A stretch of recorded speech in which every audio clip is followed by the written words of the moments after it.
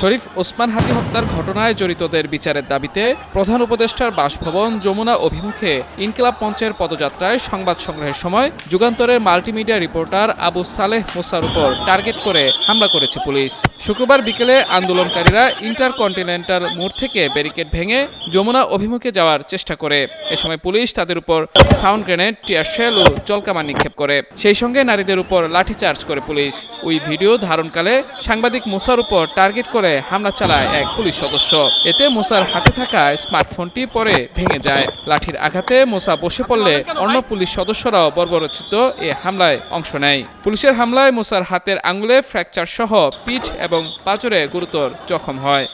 আমার একান্ত এই ভুবনের সঙ্গী হয়ে থাকে শুধু স্টেলা। এদিকে নির্বাচনের আগে সংবাদ সংগ্রহের সময় গণমাধ্যম কর্মীদের উপর এমন নেক্কারজনক হামলায় নতুন করে শঙ্কা দেখা দিয়েছে। আসন্ন নির্বাচনকে বানচাল কিংবা প্রশ্নবিদ্ধ করতেই কিছু পুলিশ সদস্য ইচ্ছাকৃতভাবে গণমাধ্যম কর্মীদের উপর হামলা চালিয়ে পরিস্থিতি অস্বাভাবিক করার চেষ্টা করছে বলে আশঙ্কা করছেন গণমাধ্যম কর্মীরা। পিছনে বাড়ি দিয়েছে একসাথে 3-4টা, আমি হিসাব করেছিলাম প্রায় 7টার মতো তারা আমাকে বাড়ি দিয়েছে। কেন ভাই? আমরা কি করছি?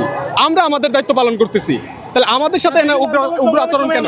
ইভেন আমি একা না ভাই, এখন পর্যন্ত 4 থেকে 5 জন গণমাধ্যম কর্মীর উপরে হাত তুলেছে, তারা আশেপাশে আছে। তারা এইমাত্র ডিসি মাসুদ স্যারের সাথে কথা বলেছে, তিনি কোনো সিদ্ধান্ত দিতে পারেননি।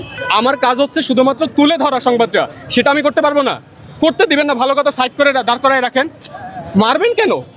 গায়ে হাত তুলবেন কেন লাঠি দিয়ে? এটা কেমন কথা? আমরা তো বিগত সময়ে কাজ করে আসছি, ইচ্ছে করে ঘটনা, এটা কেমন কথা? এটা তো আমরা দায়িত্বশীলদের কাছ থেকে আশা করি না।